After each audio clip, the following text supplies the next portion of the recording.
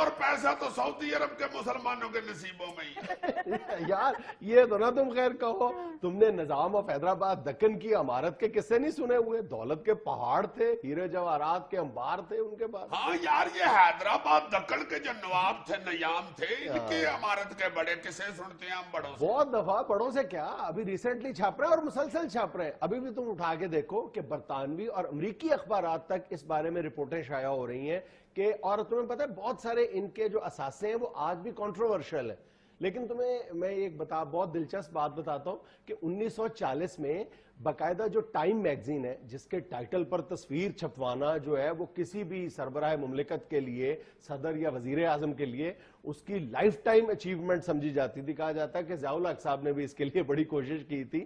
تو 1940 میں time magazine کے ٹائٹل پر اس وقت کے جو نظام آف حیدرآباد تھے، نواب عثمان علی خان، ان کی تصویر ٹائٹل پر شائع ہوئی تھی. اور اس میں ایک رپورٹ یہ تھی کہ اس وقت ان کے جو کل اثاثوں کی مالیت ہے وہ $2 ارب سے زیادہ تھی. $2 ارب اس وقت 1940 میں. تم آج اندازہ لگا لو کتنے ہوں گے وہ.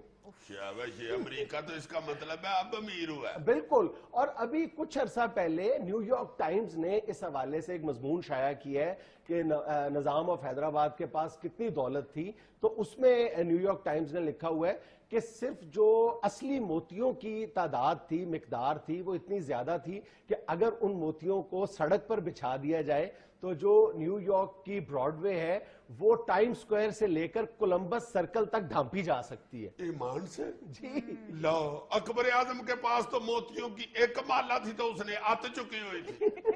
تو دیکھو یہ پوری سڑک ڈھانپی جا سکتی موتیوں کے ساتھ، اور وہ بھی اصلی. ہم تو موتی چور کے لڈو نہیں کھا سکتے.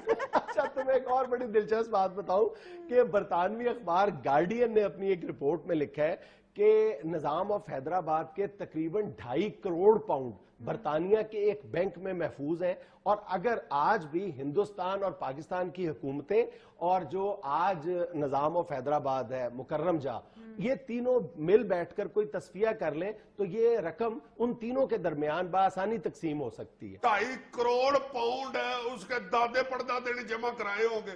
پتہ نہیں اس منڈے کو پتہ بھی ہے کہ نہیں کہ ادھر میرا اکاؤنٹ ہے. نہیں سب پتہ ہے. میر عثمان علی خان نے اصل میں 10 لاکھ پاؤنڈ لندن کے ویسٹ منسٹر بینک میں جمع کروائے تھے. جب یہ تقسیم ہند ہوئی ہے تو اس وقت جو حیدرآباد کے وزیر خزانہ تھے انہوں نے یہ رقم پاکستان کے حوالے کرنے کا فیصلہ کر لیا تھا اور تحریری طور پر بینک کو انسٹرکشنز بھی دے دی تھی. جس کے بعد ہندوستانی حکومت نے نواب عثمان علی خان پر دباؤ ڈالا کہ آپ یہ رقم پاکستان کو نہ دیں، جس پر انہوں نے یہ اپنا اکاؤنٹ فریز کروا دیا تھا. اور وہ 10 لاکھ پاؤنڈ آج بڑھ کر 2.5 کروڑ پاؤنڈ ہو چکے ہیں اور آج تک اس بینک میں یہ رقم متنازع ہے لیکن موجود ہے. نہیں تو اگر یہ جو آج کا نیام ہے مکرم جا، اس کی اور انڈیا کی اور پاکستان کی پنچایت لگا کے میں فیصلہ کرا دوں تو اس میں مجھے بھی کچھ مل سکتا ہے. تمہیں تو پتہ نہیں کچھ ملے گا یا نہیں. یا پاکستان کے حوالے سے تو صرف یہی رقم ہے نا متنازع، لیکن ہندوستان کو بہت کچھ مل سکتا ہے کیونکہ اس نواب عثمان علی خان کے پاس کہا جاتا ہے کہ جو دنیا کا 5واں بڑا ہیرا تھا جسے یعقوبی ہیرا کہا جاتا ہے، اس کی آج کی ویلیو جو ہے کم و بیش جو ایکسپرٹس کہتے ہیں وہ 60 ملین پاؤنڈ ہے. اور اس وقت کا جو وہ نواب تھا وہ اسے محض پیپر ویٹ کے طور پہ استعمال کرتا تھا. جی پیپر ویٹ.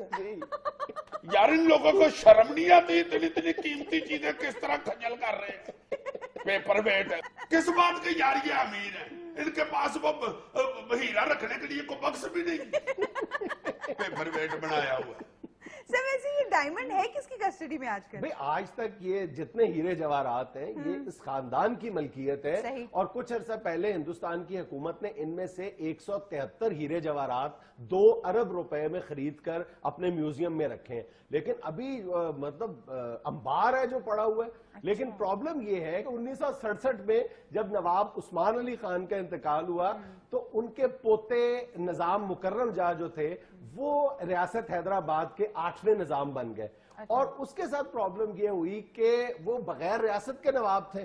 وہ صاحب کے جب اتنی دولت دیکھی تو ان کا دماغ خراب ہو گیا اور انہوں نے آسٹریلیا جا کر ایک کئی یعنی ایکڑوں پر محیط جو تھا ایک بہت بڑا فارم خرید لیا بھیڑ بکریاں پالنے کے لیے. اس کے لیے انہوں نے لوننگ بھی کروائی یعنی قرض لیا آسٹریلین گورنمنٹ سے بھی لیا, ہندوستانی حکومت سے بھی لیا, وہ سارا بزنس فلاپ ہو گیا. اور آج عالم یہ ہے کہ وہ ترکی میں غالباً کہیں بالکل مفروری کی زندگی گزار رہا ہے وہ شخص, اور جب بھی وہ اپنے ہیرے جواہرات وصول کرنے کے لیے ہندوستان کا رخ کرتا ہے تو وہاں پر اس کے خلاف کئی طرح کے مقدمات قائم ہیں, اور جب بھی وہ کوئی ہیرے جواہرات بیچنے کی کوشش کرتے ہیں تو وہ اسٹے آرڈر لے آتی ہے انڈین گورنمنٹ. اسے کہتے ہیں لکھوں کاکھ ہو گیا. بالکل, اور کئی مقدمات میں نظام مکرم جا کی گرفتاری کے لیے آرڈرز ہو چکے ہیں. اسی لیے میں بہت ہی دولت نہیں کماتا. نہیں, یہ بہت بڑا المیہ ہے. اسی لیے تو کہا جاتا ہے کہ موجودہ دور کے مسلمانوں کو پیسے کا صحیح طور پر استعمال کرنا ہی نہیں آیا. نہ ان لوگوں نے رفاہی کاموں پہ پیسے درست انداز میں خرچ کیے, نہ انہوں نے تعلیم کے لیے پیسے خرچ کیے. اور دیکھ لو تم جتنے بھی امریکہ میں, یورپ میں بلینئرز ہیں, انہوں نے کس انداز میں اپنے روپیہ پیسہ خرچ کیے.